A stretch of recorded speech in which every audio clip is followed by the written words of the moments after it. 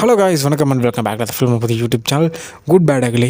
இந்த படம் உங்களுக்கு எனக்கும் எவ்வளோ பிடிக்கும் அப்படின்றது நான் சொல்லித்தான் தெரியணும் அப்படின்றது அவசியம் இல்லை. விடாமுயற்சி மாதிரியான ஒரு தரமான படத்தை நல்ல அப்படின்னு சொல்லிட்டு ஒரு சில ஏகே ஃபேன்ஸை கைவிடும்போது, என்னங்கடா உங்களுக்கு இந்த வைப் ஏற்றுற மாதிரி படம் தாடா வேணும் அப்படின்னு சொல்லிட்டு மட்டன் மசாலா, பிரியாணி மசாலாலாம் போட்டு மணக்க ஒரு அறுசுவை விருந்தாவே நமக்கு குட் பேட் அக்லி கொடுத்தாரு நம்ம ஆதிக்க ரவிச்சந்திரன்.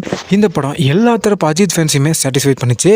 ஆரம்பத்திலிருந்து படம் முடிகிற வரைக்குமே ஃபேன்ஸை சீட்லேயே உட்கார விடாமல் நின்றுக்கிட்டு ஆடிக்கிட்டே பார்க்குற மாதிரியான ரொம்பவே வைபான ஒரு படத்தை தான் நம்ம குட் பேட் அக்லி படத்தை பார்த்துருப்போம். ஸோ இப்போது இந்த குட் பேட் அக்லியோட ரெண்டாவது பக்கத்தை நம்ம ஆதிக் அவர்கள் AK-64 எடுக்க இருக்கிறார் அப்படின்ற மாதிரியான ஒரு தகவல் பார்த்தீங்கன்னா ஒரு சில மூவி டேக்கர்ஸ் மூலிமா சோஷியல் மீடியா ஃபுல்லாமே நெருப்பு மாதிரி பரவிக்கிட்டு இருக்குது. சரி, இந்த AK-64 ஒரு ஸ்டாண்டர்ட் ஃபிலிம், எந்த படத்தோட கண்டினியூஷனும் கிடையாது, எந்த படத்தோட சீக்வலும் கிடையாது அப்படின்ற மாதிரி சொல்லிட்டு இருந்தாங்க.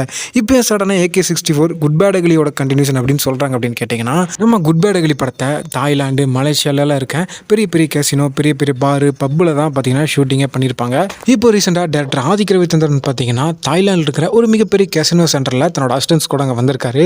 பட் அந்த டயத்தில் அங்கே இருந்த ஒரு சில ஏகே ஃபேன்ஸ் கண்ணிலையும் பட்டிருக்காரு. அதே நேரத்தில் பக்கத்தில் இருக்க பெரிய பெரிய பாரு, பப்பு அந்த மாதிரியான இடங்கள்லையும் தன்னோட அசிஸ்டன்ஸ் கூட போயிருக்காரு. ஸோ இதனால் அங்கிருந்த நம்ம பசங்க பார்த்தீங்கன்னா, இவர் குட் பேட் அக்லியோட சீக்குவல் எடுக்க போகிறாருப்பா, அதனால தான் இவர் குட் பேட் அக்லியிலிருந்து அதே லொக்கேஷனை தேடி வந்திருக்காருப்பா அப்படின்லாம் நினச்சிட்டாங்க. இது கூட பரவாயில்லைங்க. இவர் போன அதே கேசினோ சென்டருக்கு ஒரு கெஸ்ட்டாக பார்த்தீங்கன்னா KGF படத்தில் நடித்தார் ராக்கி பாய் யாஷ் போயிருக்காரு. அங்கே நம்ம ஆதிக்கும் யாஷுக்கும் இடையில ஒரு சின்னதாக ஒரு கான்வர்சேஷன் போய்கிட்டு இருந்தது.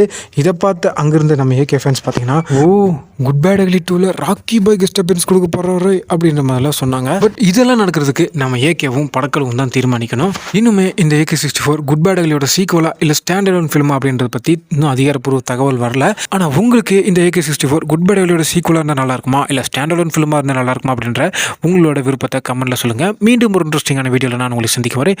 Stay tuned and stay safe.